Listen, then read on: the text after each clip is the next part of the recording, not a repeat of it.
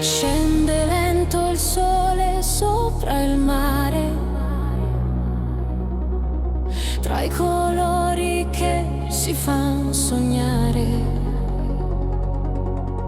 Il vento porta via le voci della gente che torna a casa piano piano.